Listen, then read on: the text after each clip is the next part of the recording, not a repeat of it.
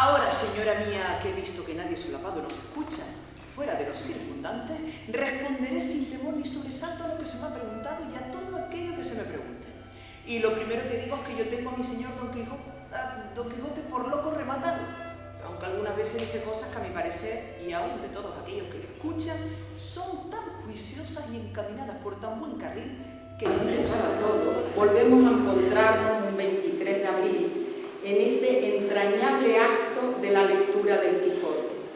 Seguro que ustedes saben que en 1995 la UNESCO eligió este día en el que supuestamente fallecieron Miguel de Cervantes y Shakespeare como Día Internacional del Libro para así homenajear al mundo de la literatura.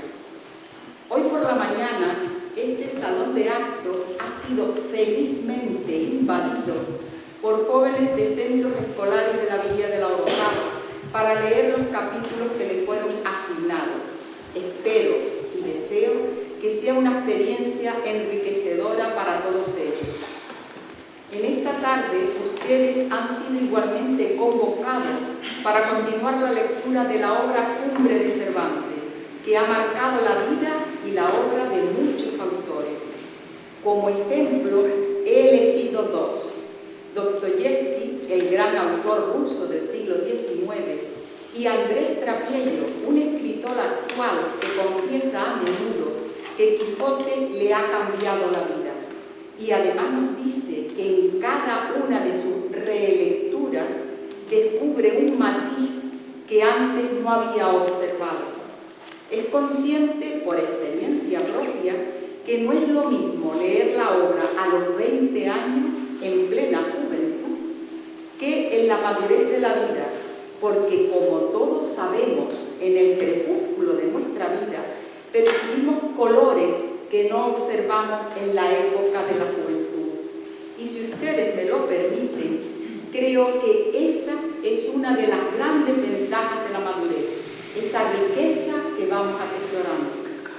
De Dostoyevski me gustaría destacar la admiración que tuvo siempre por la obra de Cervantes y decirle que aprendió español para poderlo leer en su idioma original y ser capaz de percibir los matices y la riqueza del lenguaje. Hoy me gustaría traer a manera de homenaje también la figura y el recuerdo de Vargas Llosa, que como ustedes saben falleció hace unos días en su país natal, Perú. Vargas Llosa era un gran escritor mundialmente reconocido. Cuando le concedieron el premio Cervantes, contó en su discurso que de pequeño no le gustó el Quijote, no lograba entenderlo, pero que ya en la universidad, gracias a la lectura de un libro de Azorín, La Ruta de Don Quijote, logró entrar en el mensaje y descubrir la intención del autor al escribirla y la riqueza que contenía. Repitió muchas veces que la releía constantemente con sumo placer. Creo que Cervantes concibe su obra como la gran novela de la vida, una obra que en la actualidad sigue fascinando a sus lectores. Pues con esto ya abrimos el turno y empezamos con el capítulo 30. De lo que le sucedió a Don Quijote con una bella cazadora. Harto melancólicos y de mal talante llegaron a sus animales caballero y escudero, especialmente Sancho, al que le llegaba al alma llegar al caudal del dinero, pareciéndole que todo lo que se le quitaba de él era quitárselo a él de las niñas de sus ojos. En fin, sin hablarse palabra, se pusieron a caballo y se apartaron del famoso río, Don Quijote sepultado en los pensamientos de sus amores y Sancho en los de su medio, que por entonces le parecía que estaba bien lejos de tenerlo, porque aunque tonto, bien se le alcanzaba que los actos de su amo, todos los que más eran disparates, y buscaba la ocasión de partirse un día y marcharse a su casa, sin entrar en cuentas ni en despedidas con su señor. Pero la fortuna ordenó las cosas muy al revés de lo que él temía. Sucedió pues que al día siguiente, al ponerse el sol y al salir de un bosque, tendió Don Quijote la vista por un verde prado, y en lo último de él vio gente, y acercándose advirtió que eran cazadores de cetrería. Se acercó más y entre ellos vio una gallarda señora sobre un palafrén o jaca blanquísima, adornada de guarniciones verdes y con un sillón de plata. Venía la señora asimismo vestida de verde, tan bizarra y ricamente, que la misma bizarría venía transformada en ella. En la mano izquierda traía un azor, señal que me dio a entender a Don Quijote que aquella era alguna gran señora, que debía serlo de todos aquellos cazadores, como así era. Y entonces dijo a Sancho: corre, Sancho, hijo, y di a aquella señora de palafrén y del azor que yo, el caballero de los leones, besa la mano de su gran fermosura, y que si su grandeza me da licencia, se las iré a besar y a servirla en cuanto mis fuerzas puedan y su alteza me mande. Y mira, Sancho, cómo hablas, y lleva cuidado de no enojar ningún refrán de los tuyos en tu embajada. Habéis hallado al mejor encajador, a mí con esa, que no es esta la primera que he llevado embajadas altas y crecidas señoras en esta vida. Aparte de la que llevaste a la señora Dulcinea, no sé yo que hayas llevado otra, por lo menos estando a mi servicio. Cierto, pero al buen pagador no le duelen prendas, y en casa llena pronto se guisa la cena. Quiero decir que a mí no hay que decirme ni advertirme nada, que para todo tengo y de todo entiendo un poco. Yo lo creo, Sancho. Ven buena hora y Dios te guíe. Partió Sancho a la carrera, sacando de su paso al rucio, y llegó donde estaba la bella cazadora, y apeándose, puesto ante ella de hinojos, le dijo: hermosa señora, aquel caballero que se ve allí, llamado el Caballero de los Leones, es mi amo, y yo soy un escudero suyo, a quien llaman en su casa Sancho Panza. Este Caballero de los Leones, que hasta no hace mucho se llamaba el de la triste figura, envía por mí a decir a vuestra grandeza tenga bien a darle licencia para que con su propósito y beneplácito y consentimiento él venga a poner en obra su deseo, que no es otro, según él dice, y yo pienso, que el de servir a vuestra encumbrada altanería y fermosura, y que en darle a la licencia a vuestra señoría hará cosa que redunde en su pro, y él recibirá señaladísima merced y contento. Desde luego, buen escudero, habéis dado voz la vuestra con todas las circunstancias que piden estas embajadas. Levantaos del suelo, que escudero de tan gran caballero como es el de la triste figura, de quien ya tenemos acá mucha noticia, no es justo que esté de hinojos. Levantaos, amigo, y decid a vuestro señor que venga muy enhorabuena a servirse de mí y del duque, mi marido, en una casa de recreo que tenemos aquí. Se levantó Sancho, admirado tanto de la hermosura de la buena señora como de su mucha distinción y cortesía, y más después de lo que le había dicho, que tenía noticia de su señor el caballero de la triste figura, y que si no lo había llamado el de los leones, debió de ser por habérselo puesto tan recientemente. Decidme, hermano escudero, le preguntó la duquesa, cuyo título aún no se le conoce. ¿Este vuestro señor no es uno de quien anda impreso un libro que se llama El ingenioso hidalgo Don Quijote de la Mancha, que tiene por señora de su alma a una tal Dulcinea del Toboso? El mismo, señora, y aquel escudero suyo que anda o debe de andar en ese libro, a quien llaman Sancho Panza, soy yo, si no me trocaron en la cuna, quiero decir, en la imprenta. De todo eso me vuelvo yo mucho. Id, hermano Panza, y decid a vuestro señor que él sea el bien llegado y el bienvenido a mis estados, y que ninguna cosa me podría acaecer que me diera más contento. Sancho, con esta tan agradable respuesta, volvió con grandísimo gusto a su amo, a quien contó todo lo que la gran señora le había dicho, levantando con sus rústicos términos en los siglos su mucha hermosura, su gran donaire y cortesía. Don Quijote gallardeo la silla, se afirmó en los estribos, se acomodó a la visera, espoleó a Rocinante y con gentil ruego fue a besar la mano de la duquesa. Esta, después de hacer llamar al duque su marido, le contó, mientras llegaba Don Quijote, toda su embajada, y los dos, por haber leído la primera parte de esta historia y haber entendido por ella el disparatado temperamento de Don Quijote, no esperaban con grandísimo gusto y con deseo de conocerlo, con intención de velar el agua y seguir la corriente en cuanto les dijese, tratándolo como a caballero andante los días que parase con ellos, con todas las ceremonias acostumbradas en los libros de caballería, que ellos habían leído y a los que eran incluso muy aficionados. En esto llegó Don Quijote, alzada la visera y dando muestras de apearse, acudió Sancho a sostener los estribos, pero tuvo tan mala suerte que al apearse de Rucio se le trabó el pie en su soga de la albarda, de tal modo que no le fue posible desenredarlo, sino que quedó colgado de él, con la boca y el pecho en el suelo. Don Quijote, que no tenía la costumbre de apearse sin que le sostuvieran el estribo, pensando que ya Sancho se había llegado a sostenérselo, descargó de golpe el cuerpo y se llevó tras de sí la silla de Rocinante, que debía de estar más hinchado, y la silla y él vinieron al suelo, no sin vergüenza suya, y con muchas maldiciones que entre dientes echó al desdichado de Sancho, que aún seguía con el pie enredado en la cuerda.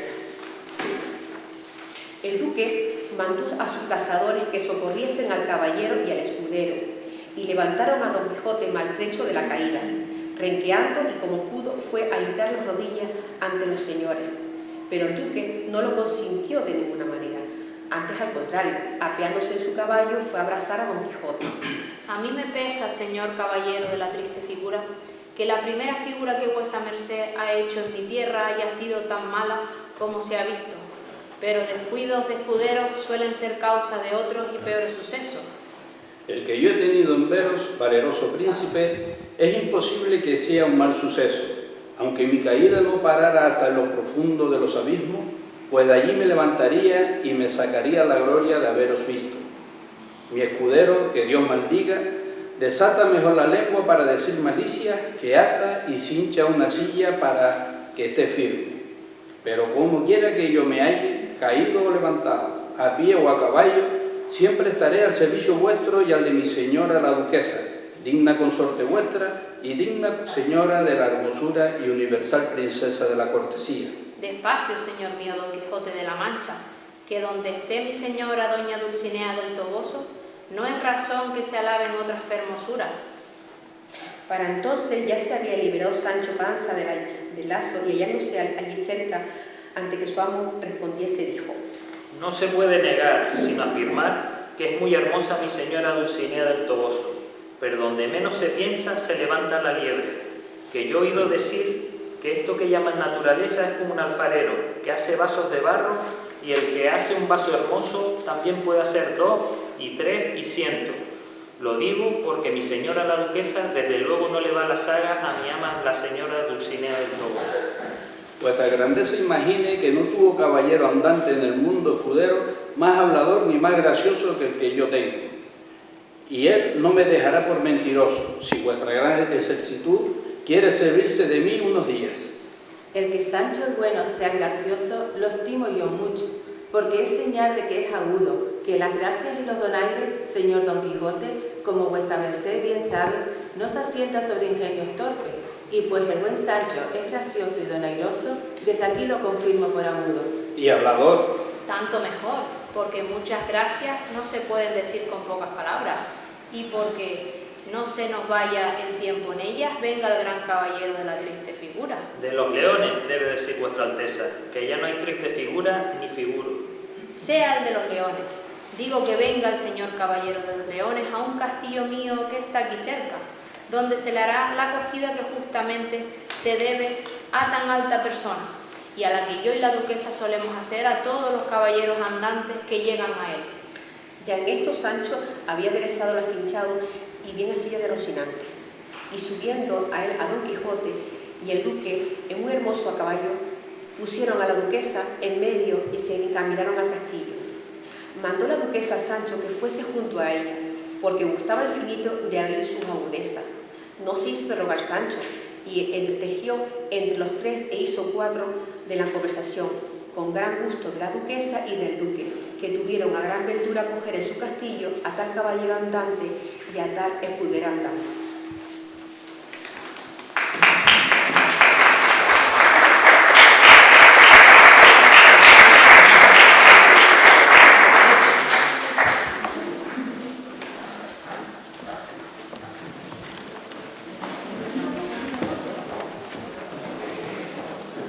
Capítulo 31, que trata de muchas y grandes cosas. Suma era la alegría que llevaba consigo Sancho viéndose, a su parecer, con el favor de la duquesa, porque se le figuraba siempre aficionado a la buena vida que había de hallar en su castillo, lo que en la casa de don Diego y en la de Basilio, y por eso agarraba la ocasión por la melena en esto del agasajarse cuando y cada vez que se le ofrecía. Cuenta pues la historia que antes que llegasen a la casa de recreo o castillo, se adelantó el duque y dio orden a todos sus criados del modo en que habían de tratar a don Quijote. Y cuando éste llegó con la duquesa a las puertas del castillo, al instante salieron de él 2 lacayos o palafreneros, vestidos hasta los pies con unas ropas que llaman de levantar, de finísimo raso carmesí. Y visto y no visto, cogieron a don Quijote en brazos y le dijeron: vaya vuestra grandeza a apear a mi señora la duquesa. Don Quijote lo hizo, y hubo grandes ceremonias entre los dos sobre el caso, pero en efecto venció la porfía de la duquesa, y no quiso descender o bajar del palafrén sino en los brazos del duque, diciendo que no se hallaba digna de dar a tan gran caballero tan inútil carga. Al final salió el duque a apearla, y al entrar en un gran patio llegaron 2 hermosas doncellas y echaron sobre los hombros a don Quijote un gran mantón de finísima escarlata.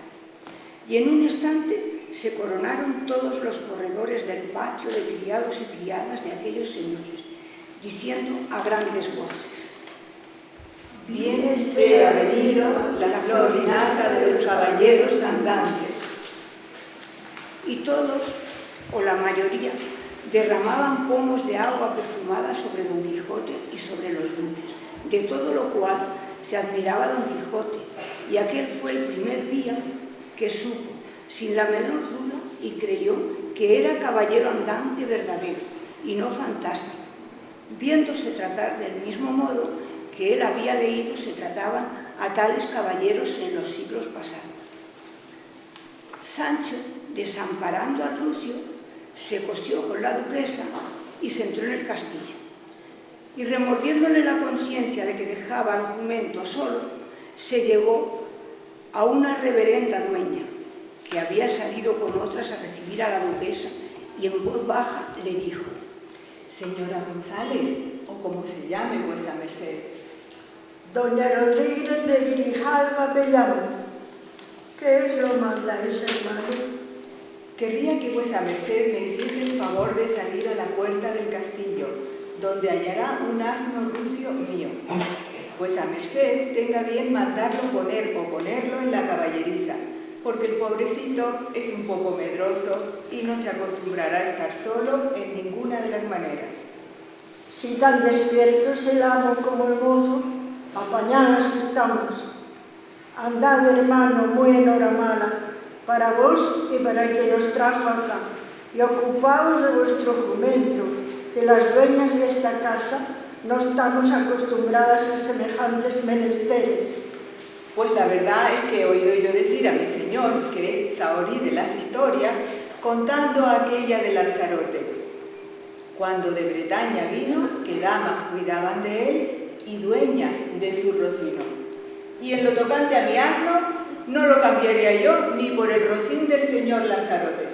Hermano, si sois bufón, guardad vuestras gracias para donde lo parezcan y os paguen, que de mí no podréis llevar más que una higa. Al menos estará bien madura, porque no creo que vuesa merced en años se quede corta. ¡Hijo de puta! Si soy vieja o no, a Dios daré la cuenta, que no a vos, bellaco harto de ajos. Esto lo dijo en voz tan alta que lo oyó la duquesa, y volviendo y viendo a la dueña, alborotada, y con los ojos echando chispas, le preguntó con quién se las tenía. Aquí me las tengo con este buen hombre que me ha pedido encarecidamente que vaya a poner en la caballeriza a un asno suyo que está en la puerta del castillo poniéndome como ejemplo que así lo hicieron no sé dónde unas damas que cuidaron de un tal Lanzarote y unas dueñas de su racino.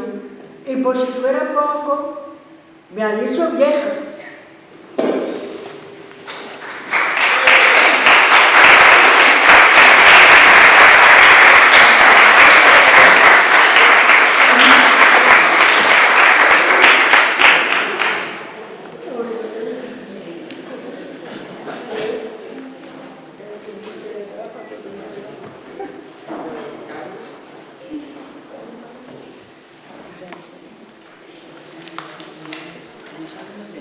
Yo tendría eso por una afrenta, más que cuantas pudieran decirme. Y hablando con Sancho le dijo: Advertid, amigo Sancho, que doña Rodríguez es muy moza y que esas tocas las trae más por autoridad o por la usanza que por los años. Malos sean los que me quedan por vivir, si lo dije adrede. Solo lo dije porque es tan grande el cariño que tengo a mi momento que me pareció que no podía encomendarlo a persona más caritativa que la señora doña Rodríguez. Don Quijote, que lo estaba oyendo todo, le dijo: ¿Son pláticas de estas, Sancho, para este lugar?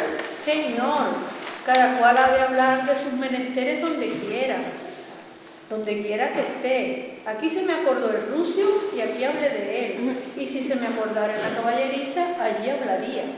Sancho está muy en lo cierto, y no hay que culparlo de nada. Al rucio se le dará todo a pedir de boca, y descuide, Sancho, que se le tratará como a su misma persona.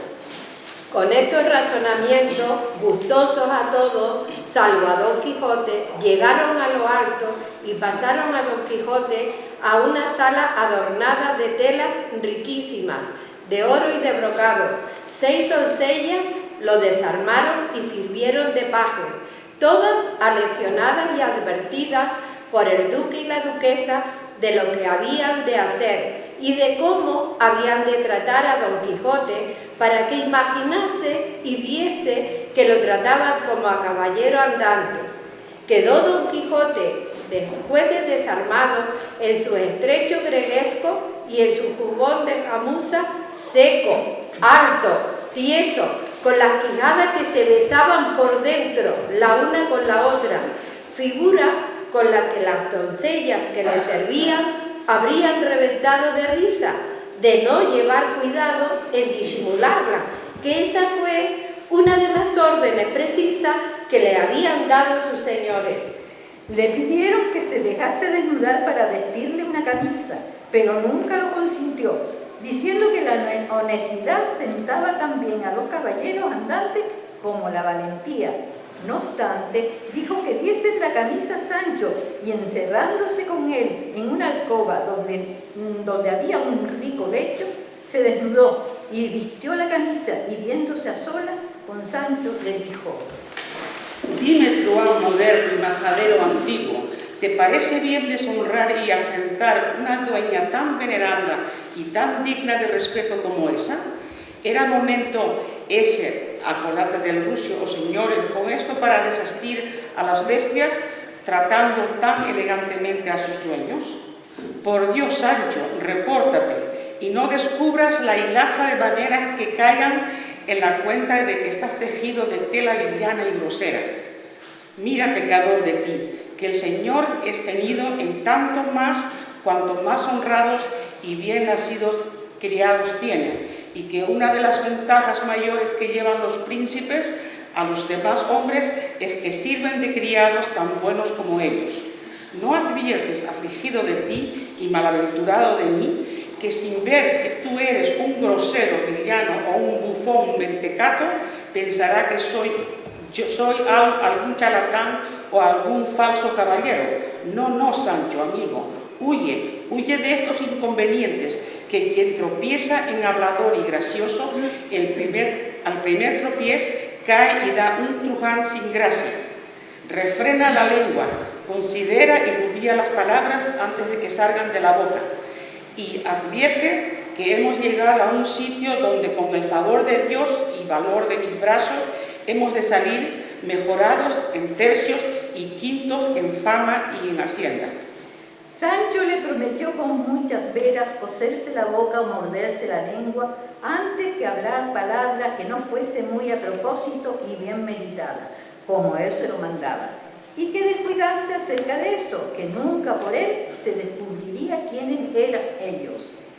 Se vistió Don Quijote, se puso su tahalí con su espada, se echó el mantón escarlata a cuestas, se puso una montera de raso verde que le dieron las doncellas y con ese adorno salió a la gran sala, donde halló a las doncellas puestas en 2 filas, tantas a una parte como a otra, y todas preparadas con el aguamanil y la palangana, y le hicieron el aguamanos con muchas reverencias y ceremonias.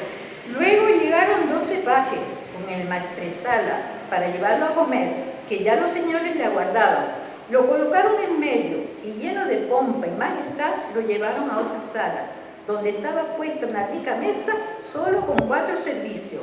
La duquesa y el duque salieron a la puerta de la sala a recibirlo, y con ellos un grave eclesiástico, de esos que gobiernan las casas de los príncipes, de los que no nacen príncipes, no aciertan a enseñar cómo lo tienen que ser lo que son, de esos que quieren la grandeza de los grandes, se mira con la estrechez de sus ánimos, de esos que queriendo mostrar a los que ellos gobiernan como ser comedido, lo hacen ser avaros. De estos tales, digo, debía de ser el grave religioso que salió a recibir a Don Quijote con los duques. Se hicieron 1000 corteses cumplidos y, en fin, colocando a Don Quijote en medio, se fueron a sentar a la mesa. Le brindó el duque a Don Quijote la cabecera de la mesa, y aunque él la rehusó, las importunaciones del duque fueron tantas que la hubo de tomar. El eclesiástico se sentó frente, y el duque y la duquesa a los 2 lados. A todo estaba presente Sancho, embobado y atónito de ver la honra que le hacían a su señor aquellos príncipes, y viendo las muchas ceremonias y ruegos que tuvieron lugar entre el duque y Don Quijote para hacerle sentar a la cabecera de la mesa, dijo: Si sus mercedes me dan licencia, le contaré un cuento que pasó en mi pueblo acerca de esto de los asientos. Apenas hubo dicho esto Sancho, cuando Don Quijote tembló, creyendo sin duda alguna que iba a decir alguna necedad. Le miró Sancho y le entendió y dijo: No tema, vuestra merced, señor mío, que yo me desmande ni que diga cosas que no vengan muy a pelo, que no se me han olvidado los consejos que me dio hace poco vuestra merced sobre el hablar mucho o poco, o bien o mal. Yo no me acuerdo de nada, Sancho. Di lo que quieras, pero dilo rápido. Pues lo que quiero decir es tan verdad que mi señor Don Quijote aquí presente no me dejará mentir. Por mí, miente tú, Sancho, cuando quieras, que yo no te desmentiré, pero mira qué vas a decir. Tan mirado y remirado lo tengo, que a buen recaudo está el que repita, como se verá por la obra. Estaría bien que vuestra grandeza mandaran echar de aquí a ese tonto que dirá 1000 patochadas. Por vida del duque, que no se ha de apartar de mí, Sancho, un pelo. Lo quiero yo mucho, porque sé que es muy cortés. Corteses días viva vuestra santidad, por el buen crédito que tiene de mí, aunque en mí no lo haya. Y el cuento que quiero decir es este. Convidó a un hidalgo de mi pueblo, muy rico y principal, porque venía de los álamos de Medina del Campo, que casó con doña Mencía de Quiñones, hija que fue de don Alonso de Marañón, caballero del hábito de Santiago, que se ahogó en la herradura, porque hubo aquella pendencia hace años en nuestro pueblo, y que creo que mi señor Don Quijote se halló en ella, de donde salió herido Tomasillo el travieso, el hijo de Barbastro el herrero. ¿No es verdad todo esto, mi señor nuestro amo? Dígalo, por su vida, para que estos señores no me tengan por hablador mentiroso. Hasta ahora más os teme por hablador que por mentiroso, pero de aquí en adelante no sabemos que lo obtendréis. Tú das tantos testigos, Sancho, y tantas señas que no puedo dejar de decir que debes de decir verdad. Sigue y acorta el cuento, porque llevas camino de no acabar en 2 días. Nada de acortarlo, por darme gusto.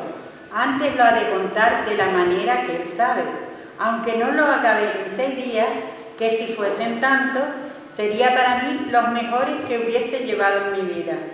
Digo pues, señores míos, que este hidalgo que yo conozco como a mis manos, porque no hay de mi casa a la suya un tiro de ballesta, convidó a un labrador pobre pero honrado. Adelante, hermano, ¿qué camino lleváis de no parar con vuestro cuento hasta el otro mundo? A menos de la mitad pararé, si Dios lo tiene a bien. Y así digo que llegando aquel labrador a casa de ese hidalgo convidador, que buen reposo tenga su ánima, pues ya está muerto. Y por más señas dicen que tuvo una muerte de ángel, aunque yo no me hallaba presente, porque había ido por aquel tiempo a cegar a Tembleque. Por vida vuestra, hijo, que volváis presto a Tembleque, que sin enterrar al hidalgo, si no queréis hacer una exequia, acabéis vuestro cuento. Es, pues, el caso que estando los dos para sentarse a la mesa, que parece que los estoy viendo ahora más que nunca. Gran gusto recibían los duques del disgusto que mostraba recibir el buen religioso por la dilación y pausa con que Sancho contaba su cuento, y Don Quijote se estaba consumiendo de cólera y de rabia. Digo pues que estando, como he dicho, los dos para sentarse a la mesa, el labrador porfiaba con el hidalgo que tomase la cabecera de la mesa, y el hidalgo porfiaba también que la tomase el labrador, porque en su casa se hacía lo que él mandase, pero el labrador, que presumía de cortés y muy educado, no quiso de ninguna manera, hasta que el hidalgo, disgustado, poniéndole ambas manos sobre los hombros, lo hizo sentar a la fuerza, diciéndole: sentaos, majagranzas, que donde quiera que yo me siente, esa será vuestra cabecera. Y este es el cuento, y en verdad que creo que no ha sido traído aquí fuera de lugar. Se puso Don Quijote de 1000 colores, que le asomaban a la tez morena y se la gaspeaban. Los señores disimularon la risa para que a Don Quijote no acabasen de llevárselo todos los demonios. Habiendo entendido la malicia de Sancho, y por mudar de plática y hacer que Sancho no prosiguiese con otro disparate, preguntó la duquesa a Don Quijote que qué nuevas tenía de la señora Dulcinea y que si le había enviado aquellos días algunos presentes de gigantes o malandrines, pues no podía dejar de haber vencido a muchos. Señora mía, mis desgracias, aunque tuvieron principio, nunca tendrán fin. Gigantes he vencido, y follones y malandrines lo he enviado. Pero, ¿dónde la iban a hallar? Si está encantada y vuelta en la más fea labradora que se puede imaginar. No sé, a mí me parece la más hermosa criatura del mundo, y por lo menos en la ligereza y en brincar. Bien sé yo que ella no dejará que la aventaje ningún volatinero. De veras, señora duquesa, así salta desde el suelo sobre una borrica como si fuese un gato. ¿Vos la habéis visto encantada, Sancho? ¿Cómo sé que sí la he visto? Pues ¿quién diablos? Sino yo fue el primero que cayó en el asunto del encantamiento. Tan encantada está como mi padre.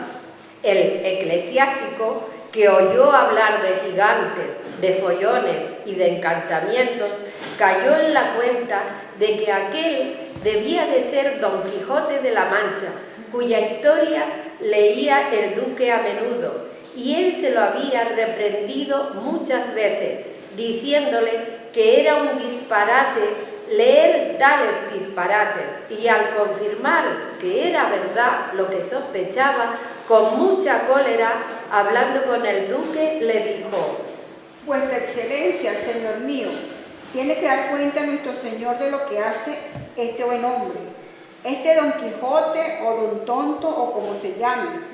Imagino yo que no debe ser tan mentecato como vuestra Excelencia quiere que sea, poniéndole las ocasiones a mano para que lleve adelante sus sandeces y vaciedades.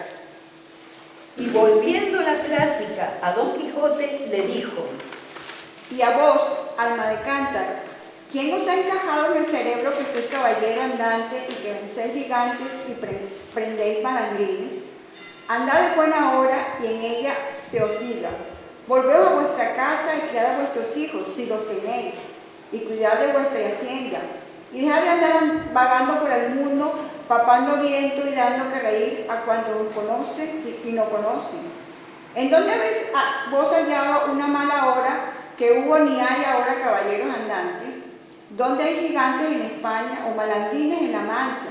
Ni dulcineas encantadas, ni toda la caterva de simplicidades que se cuentan de vos. Atento estuvo Don Quijote a la filípica de aquel venerable varón, y viendo que ya callaba, sin guardar respeto a los duques, con semblante airado y alborotado rostro, se puso en pie y dijo: pero esta respuesta merece capítulo aparte.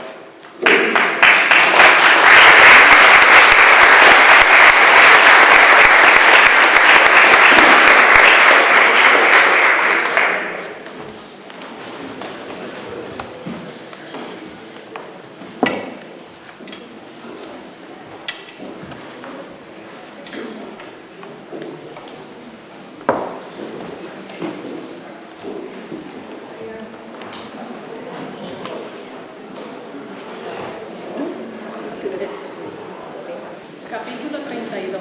De la respuesta que dio Don Quijote a su reprensor, con otros graves y graciosos sujetos. Puesto pues en pie Don Quijote, temblando de los pies a la cabeza como ashojado, con presurosa y turbada lengua, dijo: el lugar donde estoy y la presencia ante quien me hallo, y el respeto que siempre tuve y tengo al ministerio que profesa vuesa merced, retienen y atan las manos de mi justo enojo.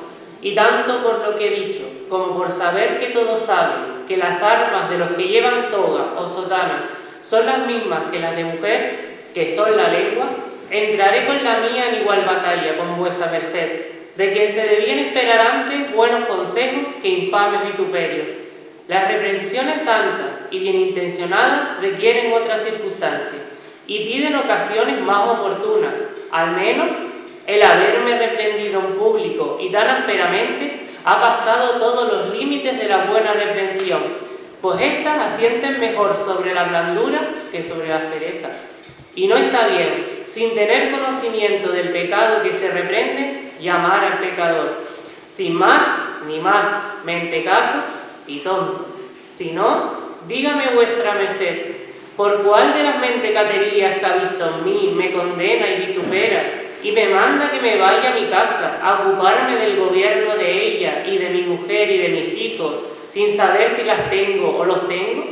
¿Es que se puede entrar a troche y moche en las casas ajenas a gobernar a sus dueños, y habiéndose criado alguno en la pobreza un pupilaje, sin haber visto más mundo que el que puede contenerse en 20 o 30 leguas de distrito, meterse de rondón a dar leyes a la caballería y a juzgar a los caballeros andantes?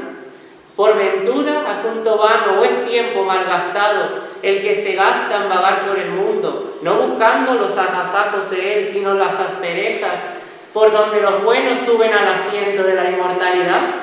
Si me tuvieran por tonto los caballeros, los magníficos, los generosos, los de alta cuna, lo tendría por afrenta irreparable, pero que me tengan por necio los que se dedican al estudio, que nunca entraron ni pisaron las sendas de la caballería, me importa un bledo.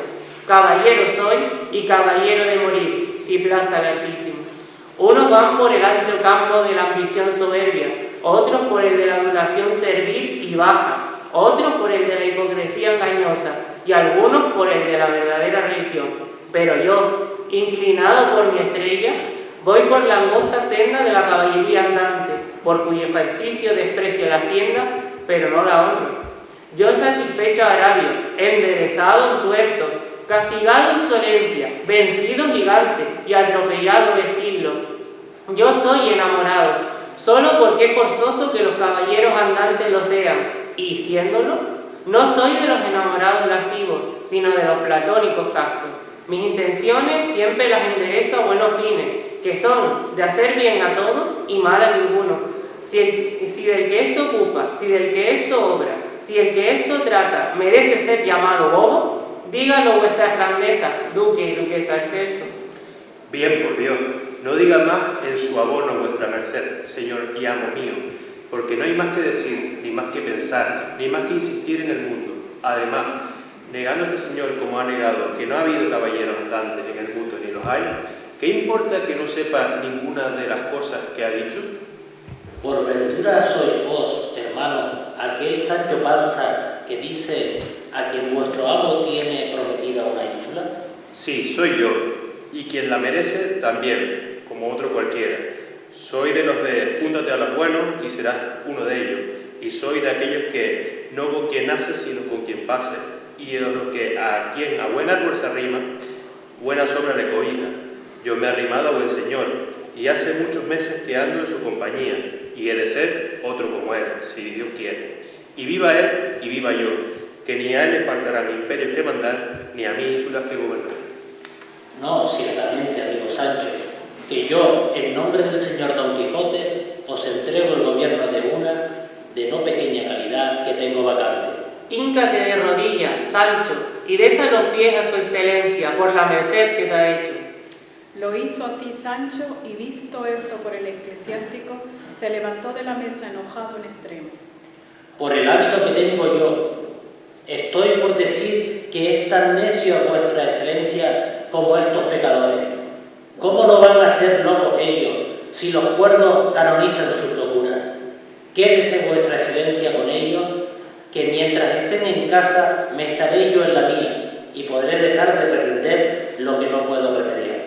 Y sin decir más ni comer más se fue, sin que fuese capaces de detenerlo los ruegos de los duques, aunque el duque no le dijo mucho, impedido por la risa que su impertinente cólera le había causado. Acabó de reír y dijo a Don Quijote: Pues a merced, señor caballero de los leones, ha respondido por sí tan atinadamente que no le queda otra cosa por satisfacer de este, que, aunque parece agravio, no lo es de ninguna manera, porque así como no agravian las mujeres, no agravian los eclesiásticos, como sabe mejor vuestra merced.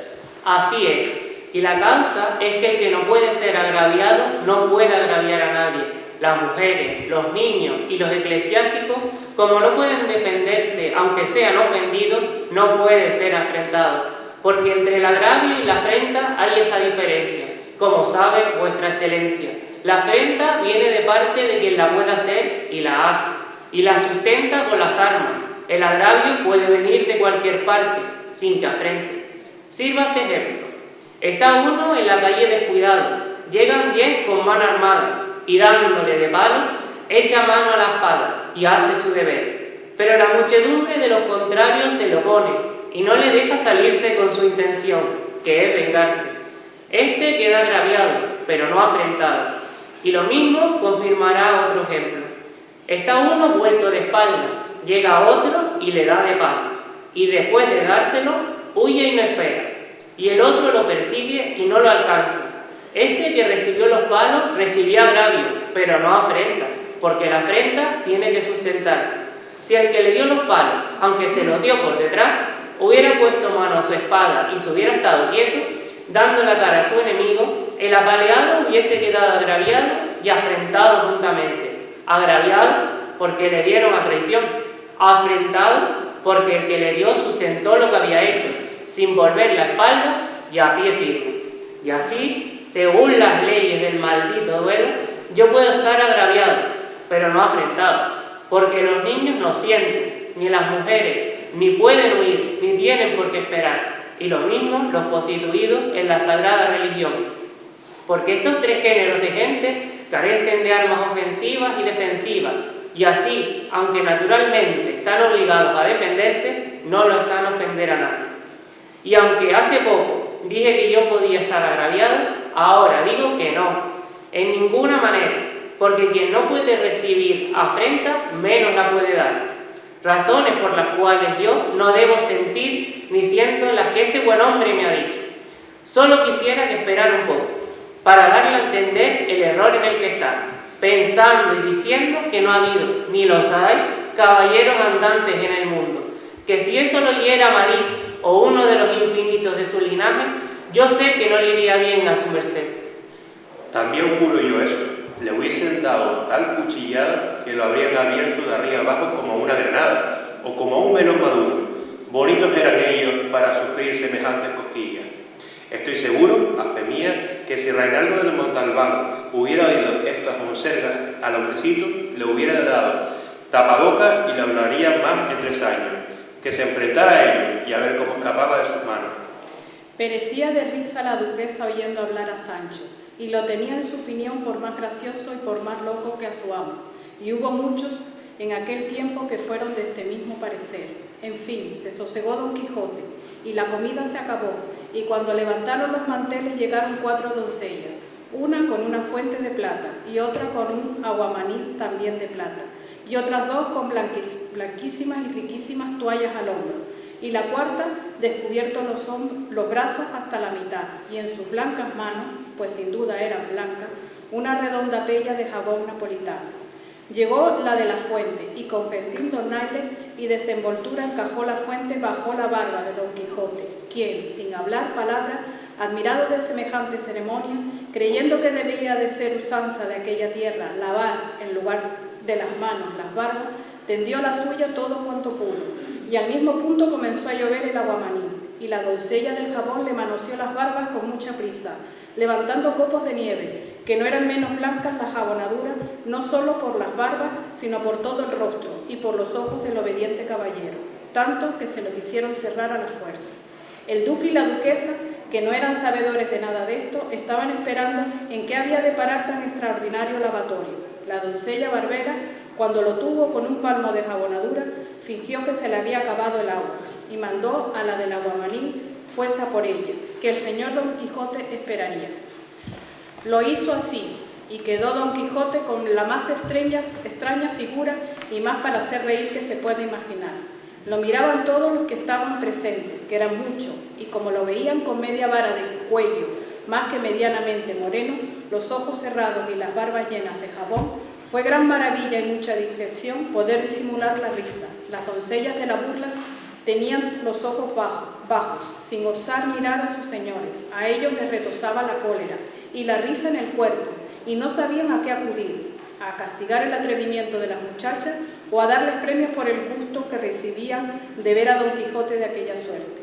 Finalmente vino la doncella del aguamanil y acabaron de lavar a Don Quijote, y después la que traía las toallas lo limpió y lo enjugó muy reposadamente, y haciéndole las 4 al tiempo una grande y profunda inclinación y reverencia, se querían ir. Pero el duque, para que Don Quijote no cayera en la burla, llamó a la doncella de la fuente. Venid, lavadme a mí y mirad que no se os acabe el agua. La muchacha aguda y diligente llegó y puso a la fuente al duque como a Don Quijote, y dándose prisa lo lavaron y jabonaron muy bien, y dejándolo seco y fresco, se fueron haciendo reverencia. Después se supo que el duque había jurado que si a él no lo hubieran lavado como a Don Quijote, habrían castigado su desenvoltura, lo que enmendaron discretamente al haberlo jabonado a él. Estaba atento Sancho a las ceremonias de aquel lavatorio y dijo para sus adentros: Válgame Dios, ¿será también usanza en esta tierra lavar las barbas a los escuderos como a los caballeros? Porque sabe Dios, y lo sé yo, que harto menester tengo de ellos, y si además me las rapasen a navaja, mejor que mejor. ¿Qué estáis diciendo, Sancho? Digo, señora, que siempre he oído decir que en las cortes de los otros príncipes, después de levantar los manteles, dan agua a las manos, pero no les guía a las barbas, y que por eso es bueno vivir mucho, por ver mucho.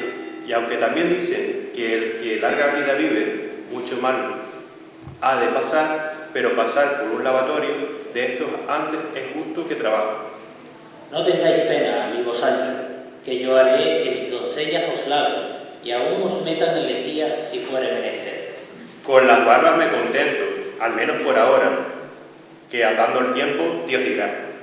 Mirad, maestresala, lo que ese buen Sancho pide, y cumplirle su voluntad al pie de la letra. El maestresala respondió que el señor Sancho sería servido en todo, y con esto se fue a comer y llevó consigo a Sancho, quedándose a la mesa los duques y Don Quijote, hablando de muchas y diversas cosas, pero todas tocantes al ejercicio de las armas y de la andante caballería.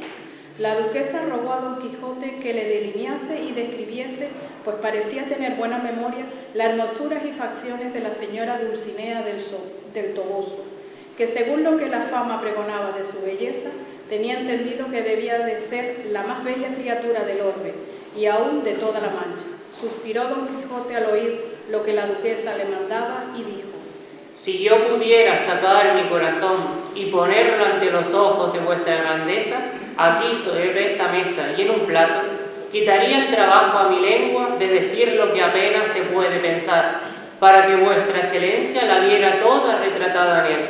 Pero, ¿para qué ponerme yo ahora a delinear y describir punto por punto y parte por parte la hermosura de la sin par Dulcinea, siendo carga más digna de otros hombros que de los míos, empresa en la que se debían ocupar los pinceles de Parrasio, de Timantes y de Apeles, y los buriles de Lisipo, para pintarla y grabarla en tablas, en mármoles y en bronce, y la retórica ciceroniana y demostina para alabarla?